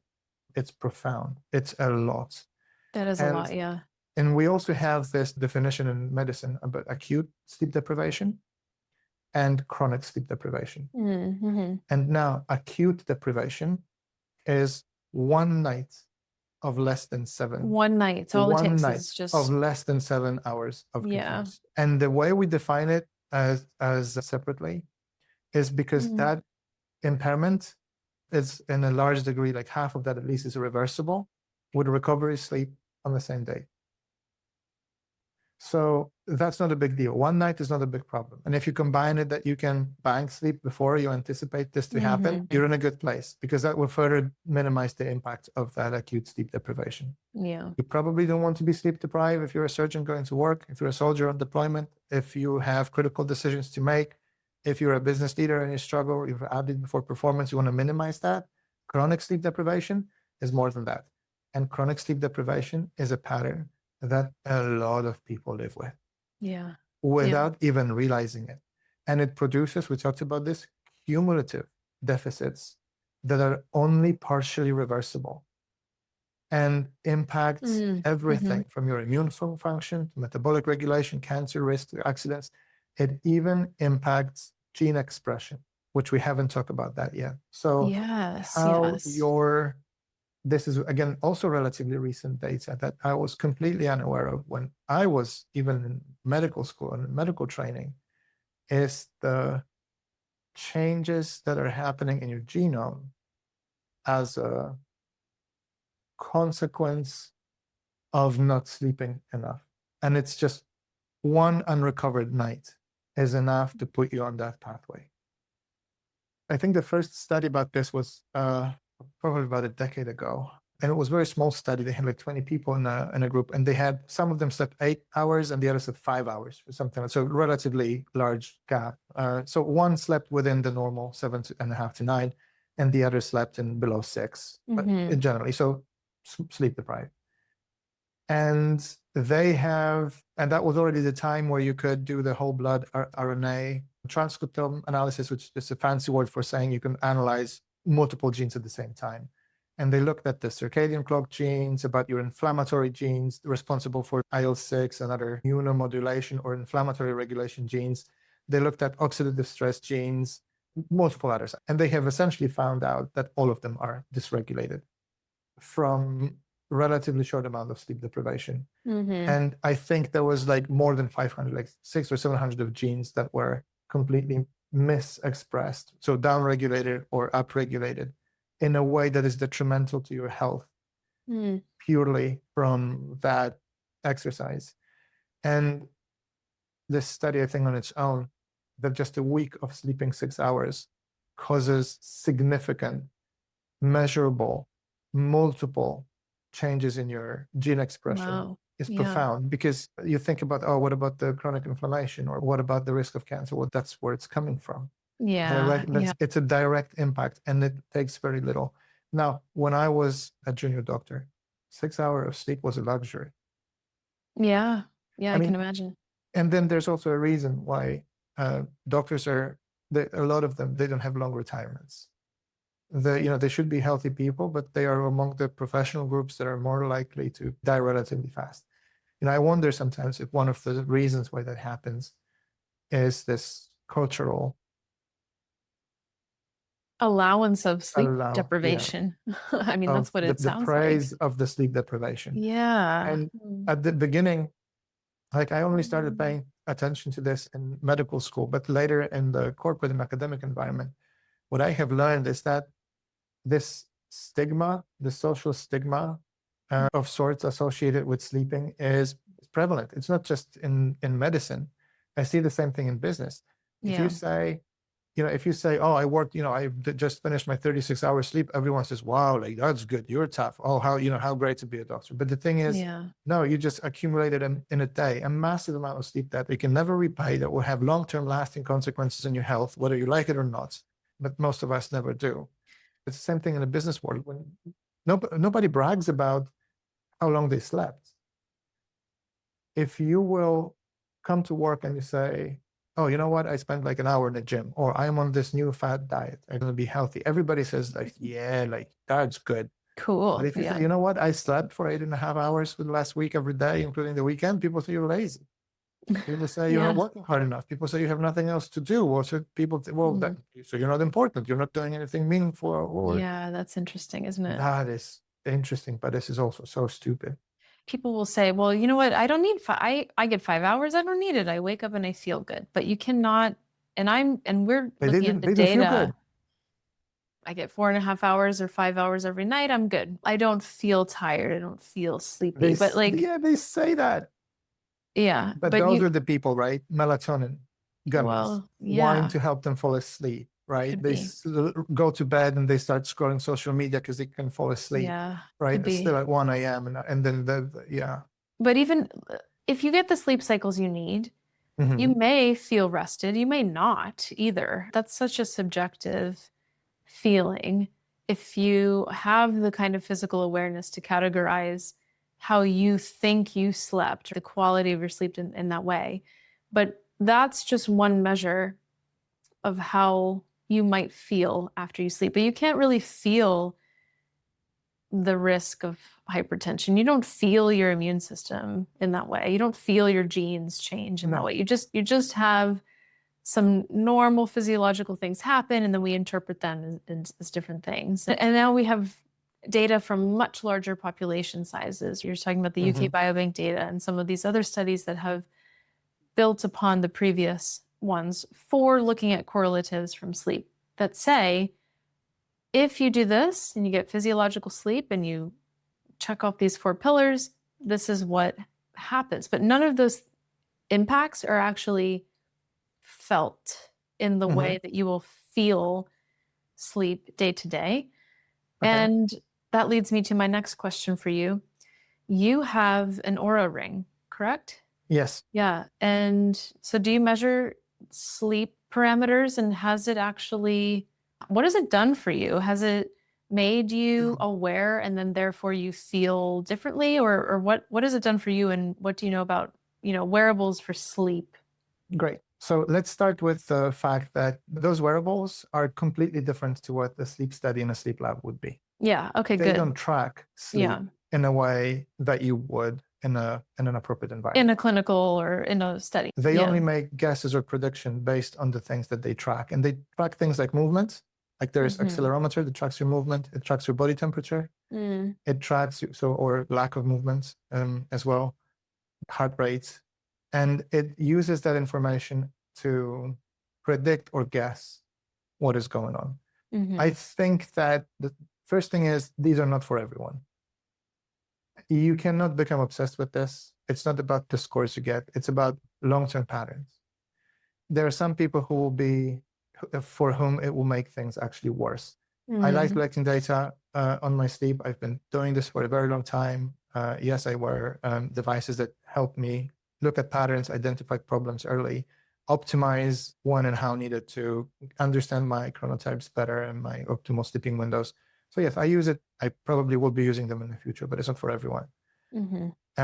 If you are a person who collects that information, you need to understand that it's a proxy. It's an estimation. It's guesswork, and it's not accurate information about what your sleep actually looks like, because it doesn't measure the biochemistry. It doesn't measure the hormones that you would in a lab. It doesn't measure the brain waves. It doesn't measure the actual sleep phase you actually are. It tries to predict this based on how much time have passed since you were moving less, or on how your respiratory rate changed, or how your heart rate has changed. Okay. So that's a very good question. Distinction. Absolutely. Yeah. Okay. So why don't we pick up on sleep and performance? Yes, because when it comes to sleep and performance, there are 2 angles. Sleep impacts performance, or physical performance, and physical performance impacts sleep. And we slowly talked about the athletes who sleep better, they perform better. So, but I would like to ask the other direction. We know about link about exercise and sleep.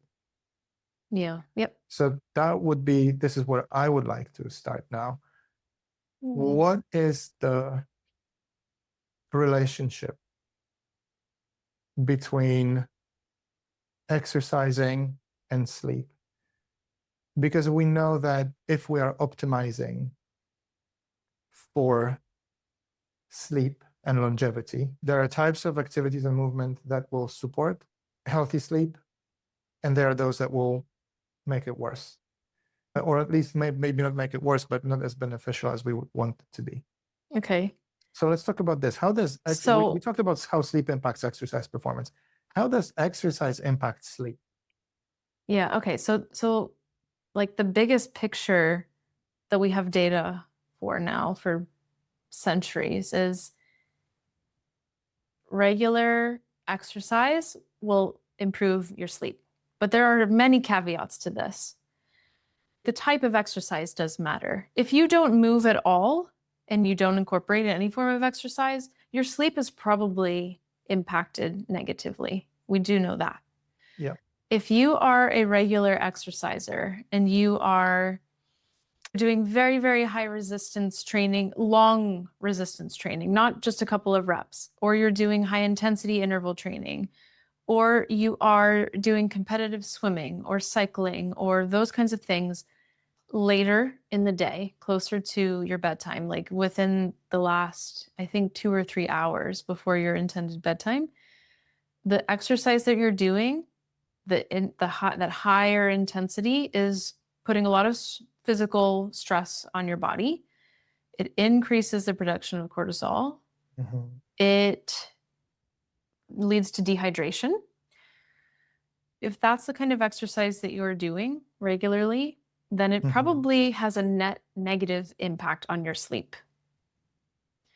So, like going for a fart walk after dinner is very different than than going to hit twice a week group Yes. fitness class because that's the only time that you can fit it in.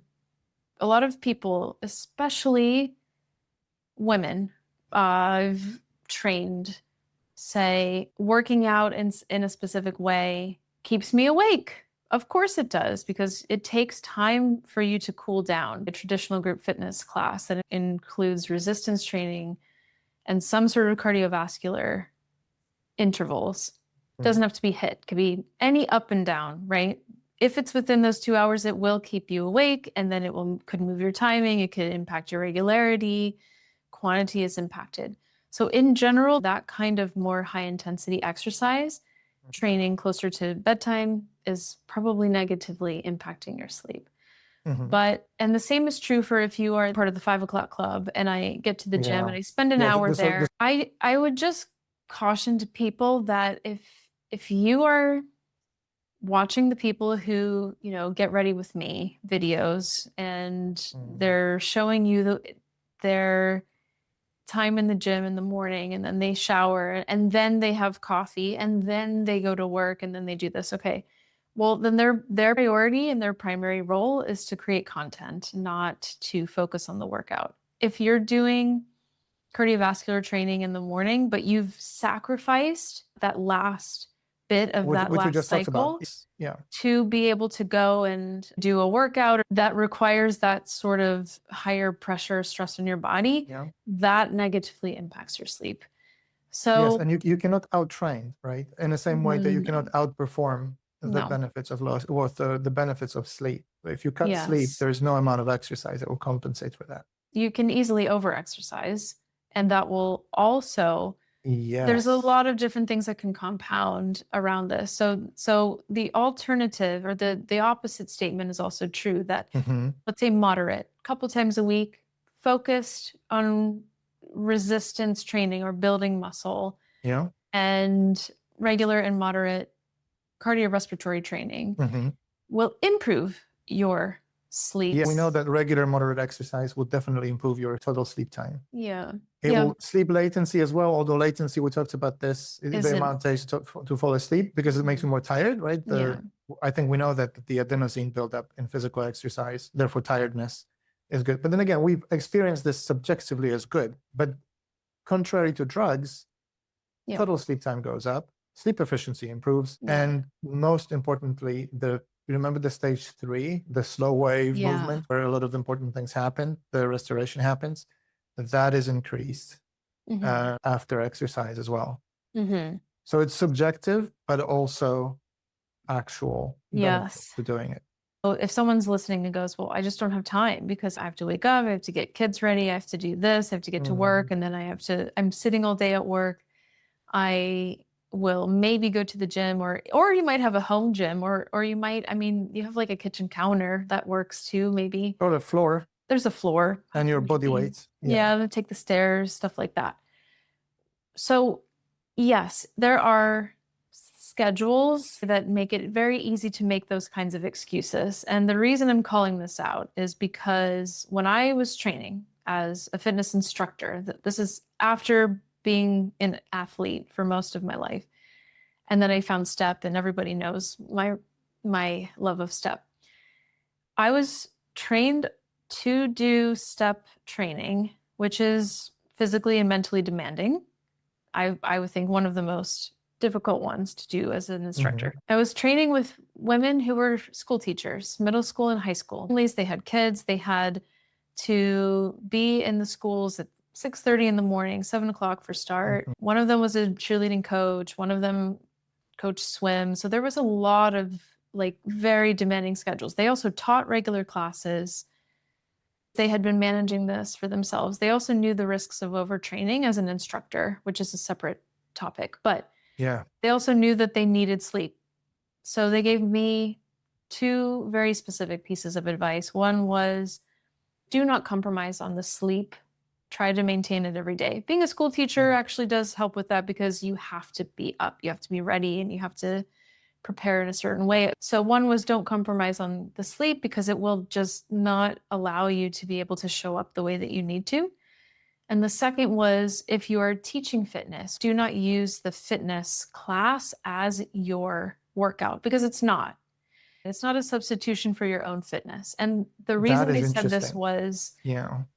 and this is very interesting to me, because you need to be able to, yes, you need to be able to deliver and instruct, and different classes require different things from the instructor to be able to deliver an effective class. But they said if maintaining your long-term physical fitness and your physical health is important to you, you will make alternative time for this. You don't need to work out every day. You do need to do different things than you would be doing in your classes because that will just make you hit a plateau very fast. Yeah, And which you, is not just that, but also overtraining you mentioned, which is terribly detrimental to your physical and body and mind. Yeah. some people never recover if they have an Yeah. injury from overtraining, both mentally and physically or emotionally. Yeah. And they said, and those workouts that you do for yourself need to be completely separate in a different place, in a different facility, in your own home. Oh, like a different gym. Away from the people who watch you instruct. Yeah, Yeah, because it's just interesting. what it just is better for both sides.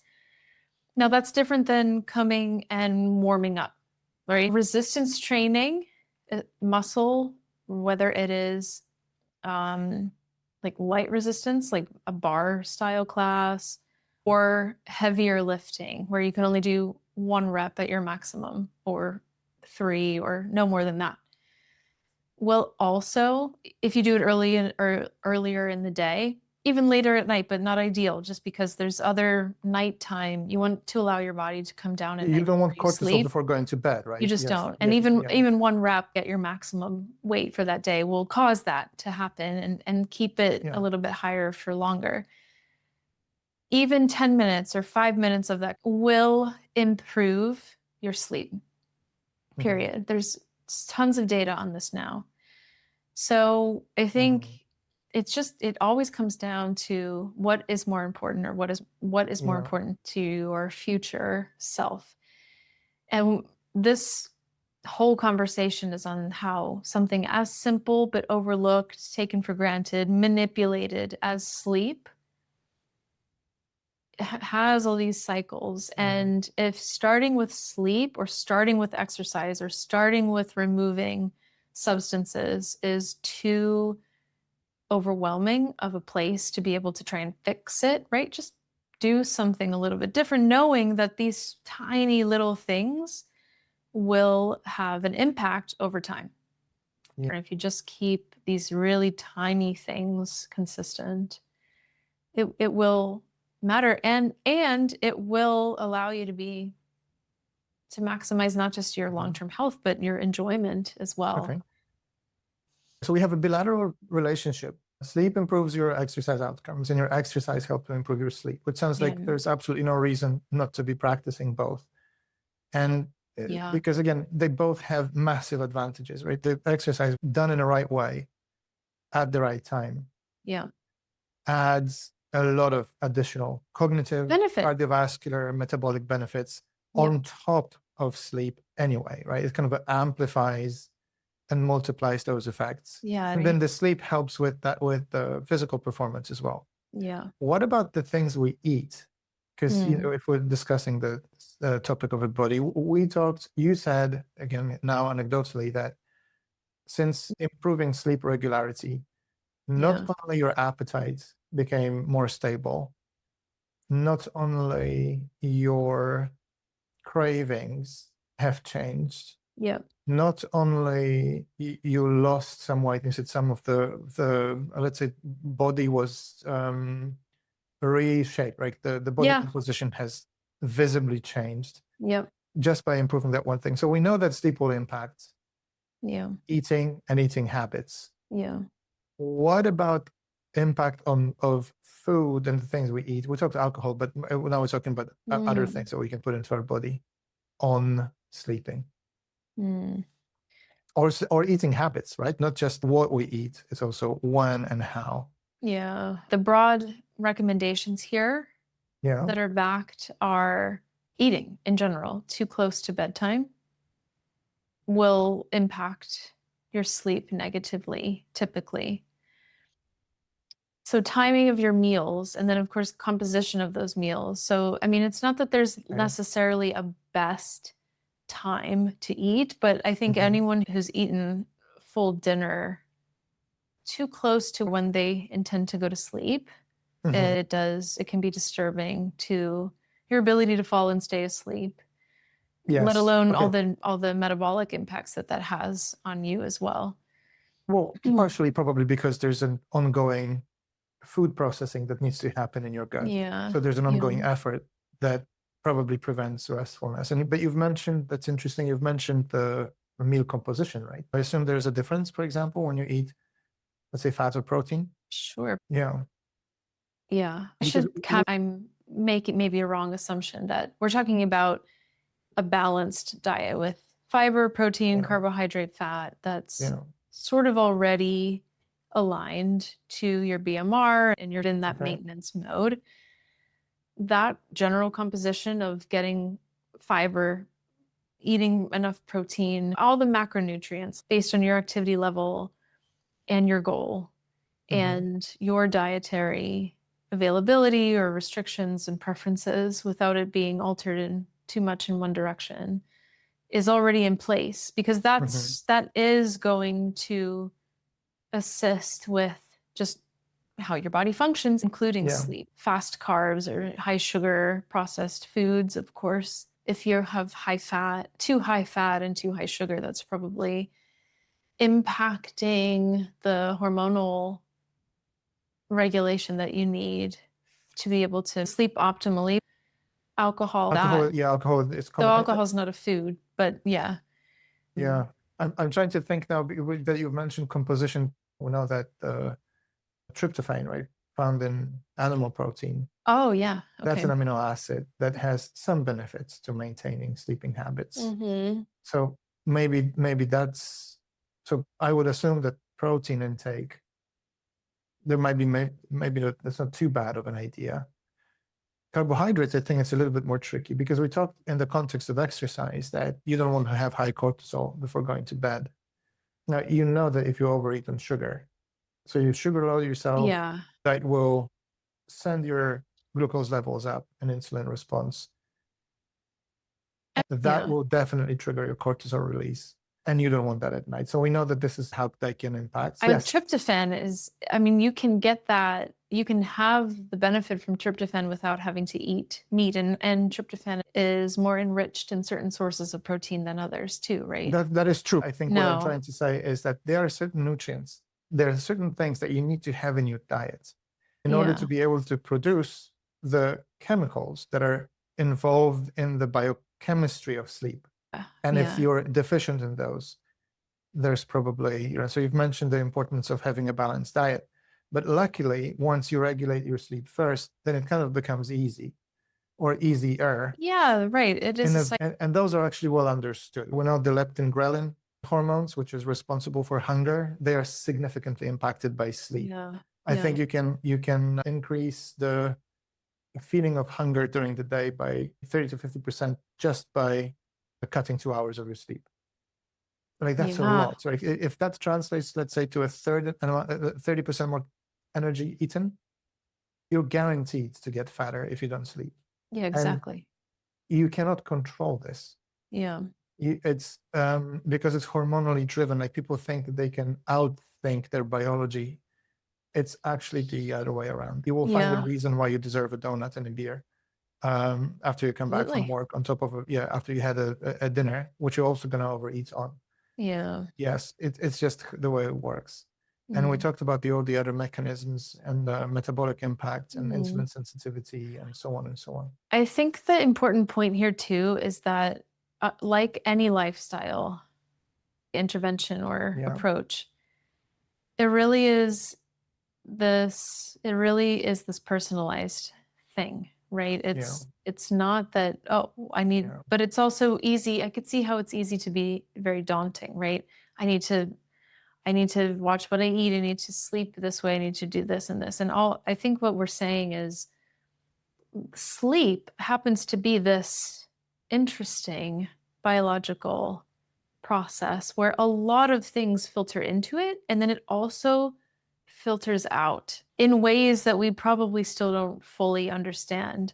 Yeah. So there are some universal truths now. One is that the trends of types of exercise on not just sleep, but almost all of your aspects of health. Yeah, the rest of your functioning and health, yes. Yeah. Every organ system as well.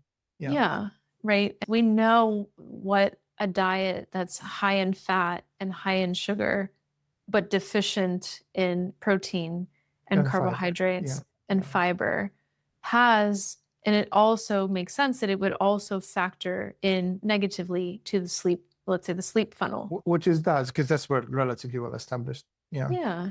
We know what supplements do and do not. We know what pharmaceuticals do and do not. There are people who fast, or people who do like go deliberately put themselves into ketosis, which is like this diet induced. There is a point where you don't feel hunger in the way that you feel hunger. Yeah, that would be after you keto adapt. But yes, there will be a point when the feeling of hunger will be reduced. Yeah, but feeling of hunger will impede upon your ability on sleep. I think there's a direct impact on that. Yes, it is. I think the studies come from the ketosis data because there's this ketosis community that says, oh, like this is the greatest thing to do. All of them, they report, and again, this is this badge of honor kind of a thing. You know what? Since I went on ketosis, I no longer need to sleep 7.5 hours. Now I only need 5. Yeah. Well, and this is very well described, very well understood. Yeah. But during any type of caloric deficit, your brain interprets this as a state of, nutritional scarcity. Preservation. Yeah, exactly. Yeah, there's not enough food coming in. So it activates the weight-promoting neuropeptide called hypocretin. Now they call it orexin. So orexin's function is to drive wakefulness on purpose during the periods of food shortages. That's essentially keeping you alert and motivated to find food. That's what you do when you get yourself into ketosis. Right. Yes, you do shorten your sleep, but it's not a good thing. It feels good because your brain now starts to produce a molecule that is designed to keep you awake so that you can find food. This is why you sleep less, but it's not really a good thing. And we talk about you cannot out-eat bad sleeping. No. So the benefits that you might get from putting yourself into ketosis or fasting, yes, because there are some, they also need to be looked at in the context of the damage that you're causing outside of the nutritional intervention. Because it's discussed by, again, especially the social media proponents of certain interventions in isolations. Oh, yes, eating this will be better because I'm going to lose weight, or I'm going to gain weight, or whatever the goals are that those people are trying to achieve. And they only look at, oh, is it better to eat grass-fed beef than pasta? Well, it depends what you're optimizing for. Yeah. If you're trying to, battle early stages of newly diagnosed diabetes or certain forms of epilepsy, they might benefits of doing it. But for the rest of us, there's a price you're going to pay for reduced sleeping, reduced phase 3 and REM phases, because your body has been put in the ketosis, which is a state of alert that it needs to find food. It feels good. It has to, because you cannot feel sluggish when there's a food scarcity. You need to be at your peak, but there's a price we pay for being in that state. So it's also physiologically harder to sustain sleep, and that's been known for at least 30 years, beyond any doubt. And this is another thing when your subjective experience when it comes to sleep which is this paradoxical higher daytime alertness and feeling more ready. It feels good, but it causes irreparable long-term damage to the metabolic kind of impact and the sleep deficiency that you accumulate. And it's difficult to correct for it because people in a deep state of ketosis find it very difficult. They're not sleepy during the day as well. It's difficult for them. I was going to just ask, so what about napping? So orexin will make you feel alert, much more wakeful and alert most of the time. And people typically describe it as beneficial. And it is during the day functioning. However, it happens at the cost of sleep quality and quantity and regularity, because now you sleep less, and timing, because now it's shorter than your recommended time, typically shorter. I think on average 90 minutes shorter for most people in ketosis than they would be otherwise. You can get the same benefits that you described of better wakefulness and functioning during the day if you just sleep more. Ketosis isn't necessarily a solution to that. What's the difference between sleepiness and tiredness? People use it interchangeably. I think people use it. I'm trying to think so in medical language, those things have two different, they're described differently. So sleepiness is called somnolence. And tiredness is called fatigue. And fatigue is broader term. It's so being tired is non-specific. So you can be tired because I may be unmotivated, right? You also be described like that. Or you may be tired because you spend too much time in a gym. So you just want to sit on the couch, but you're not necessarily sleepy. You can be emotionally tired or depleted. You can be tired because of ongoing illness, like chronic diseases. Or you can be tired from medications that you're taking, they be causing it. Or sometimes it's a combination of both. Like people with lupus, they will be tired from medication and from the disease itself. Poor nutrition can get you and put you in a constant feeling of tiredness. Dehydration can make you feel tired, but not necessarily sleepy. Now, sleepiness in medicine, in medical terms, is called somnolence. And this is a kind of a biological, it's not a feeling, really. Somnolence is not a feeling. Somnolence is a biological state where you have this biological pressure to transition into sleep. The processes involved in this are separate from feeling tired.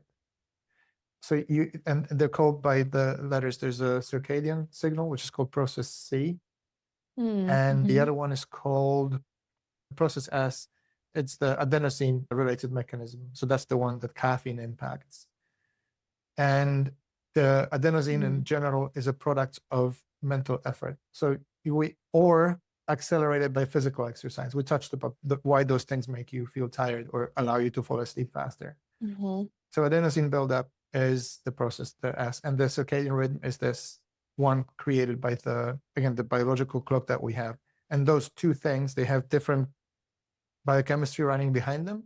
And they kind of overlappingly create that pressure to finally fall asleep. This is why we talk about this in a context as well, why people who are fatigued or very tired fall asleep very fast. It's because they're biologically ready to sleep. It's going to happen at some point in time. And it's, I think, much more narrow term than the other one. People use it interchangeably in everyday life.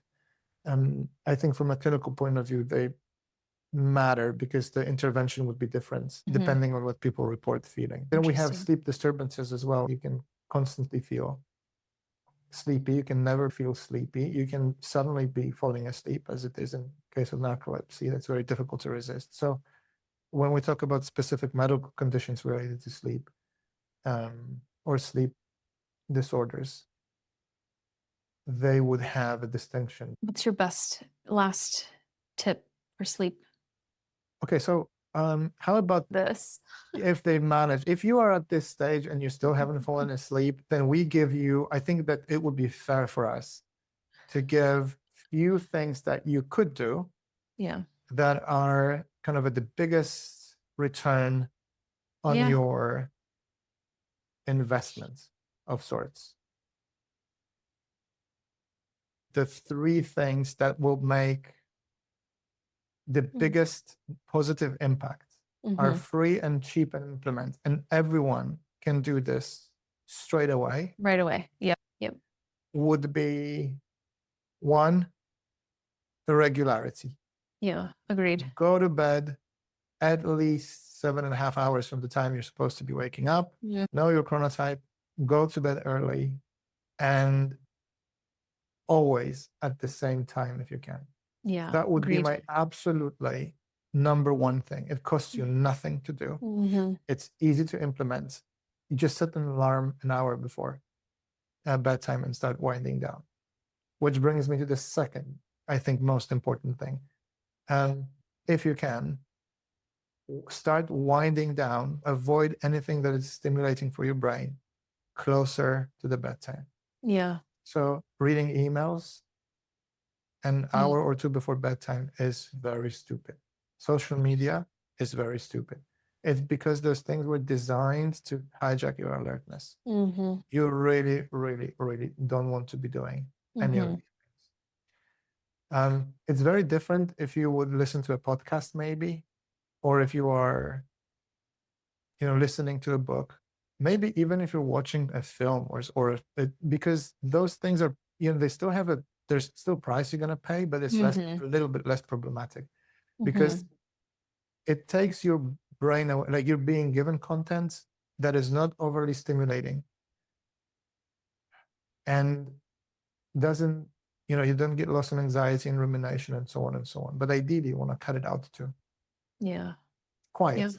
Yeah. Get quiet. Wind down. Stop work. The emails can wait until morning. If there's an emergency, someone will come and knock at your door. Seriously, nothing's going to happen at work. That's the thing. And the last bit I would say is dim the lights. Now, by the way, it's okay if you look at the screen or the blue light thing is a myth. I've never seen. Yes. You keep repeating this: filters, glasses, this, that. I've never seen any compelling evidence that it makes any difference. It's fine. I think it's much more important what people do when they're using screens in the evening. Because if you're scrolling through social media, that's going to keep you agitated. That's going to keep the social comparison going on. That's going to make a lot of things really wrong with your brain and when you sleep, and you don't want that. But when I talk about light management, I mean just dim the lights, because the darkness is a signal to sleep. And I think a good indicator whether something is or isn't too bright is just simply going by candle lights. Single candle is good. Anything brighter than that in the hour before sleeping, you probably want to avoid that. And the thing is, there's a lot of low-level lamps today available that can give you nice, warm, soft, dim lights in the evening. And it has a massive, significant positive impact on building your sleeping habits. I mean, there are tons more, but if I would go with 3, those would be it. Anything that you would recommend that would be practically helpful? Other than what you've said, just a reiteration of try to remove the pressure around sleeping. I think, especially if someone is trying to adjust, just be curious about what you can do around your sleep and don't penalize yourself if you're not sleeping well the first night that you try to or something. And the only other thing would be if someone really is having trouble winding down would be to do a warm bath.